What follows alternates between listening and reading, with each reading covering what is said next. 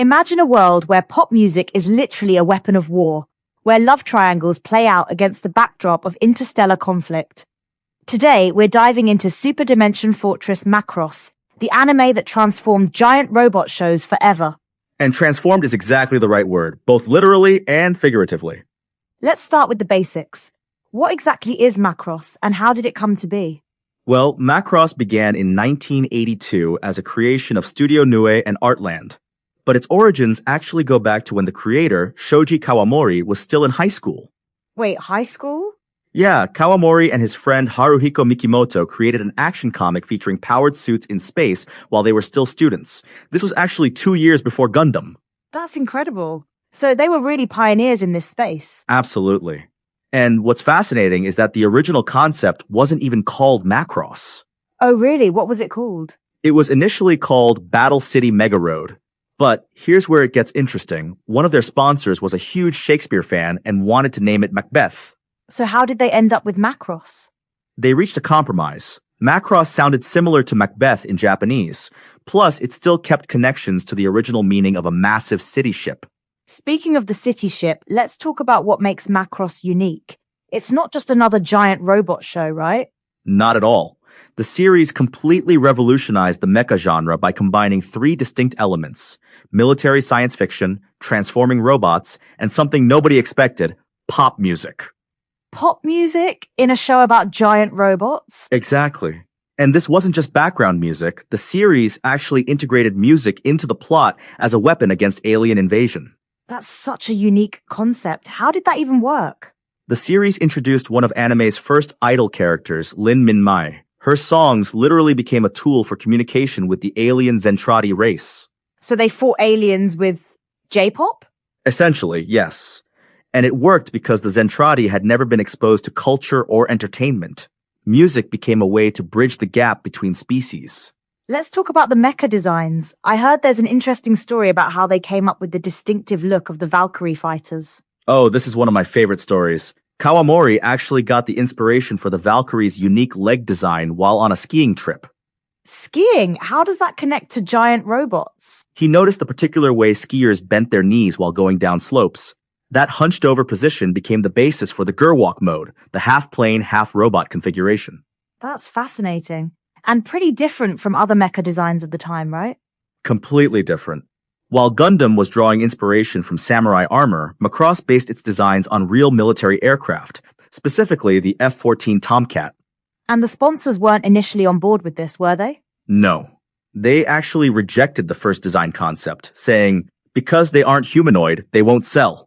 Well, that prediction certainly didn't age well. Not at all.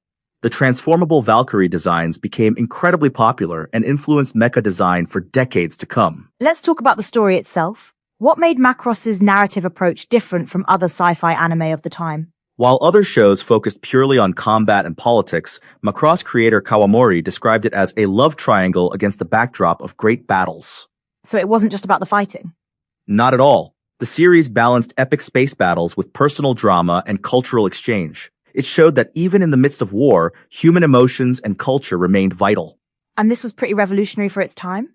Absolutely. It created a whole new approach to storytelling in mecha anime, one that valued character relationships as much as combat sequences. The series also had a huge impact on the anime industry itself, right? Huge impact. It launched the career of Mari Iijima, who voiced Lin Min-mai, and helped establish the connection between anime and the music industry. And then there was the movie version, Do You Remember Love? Yes, the 1984 film was a landmark achievement.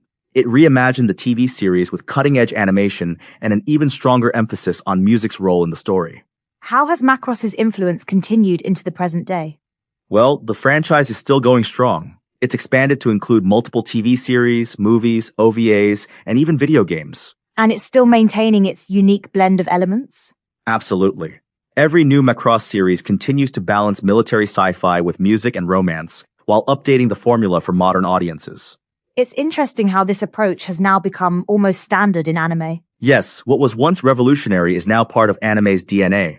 Many modern series mix genres the way Macross did, though few do it as successfully. And how does it compare to its contemporary, Gundam?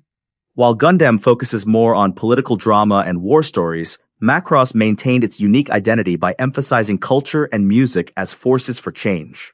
That's quite a legacy for something that started as a high school project. It really is. And what's remarkable is how fresh and relevant its themes still feel today. Speaking of relevance, how is Macross being received by modern audiences?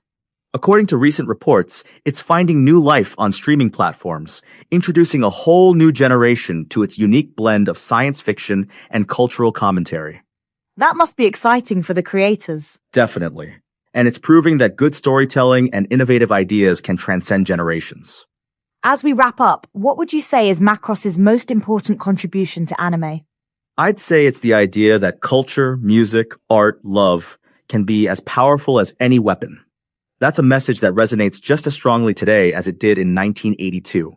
And maybe that's why it's still capturing imaginations after all these years. Exactly. In a world that often seems divided, Macross reminds us that shared culture can bring people, or even species, together. Well, that brings us to the end of today's episode of Co-Pilot Podcasts.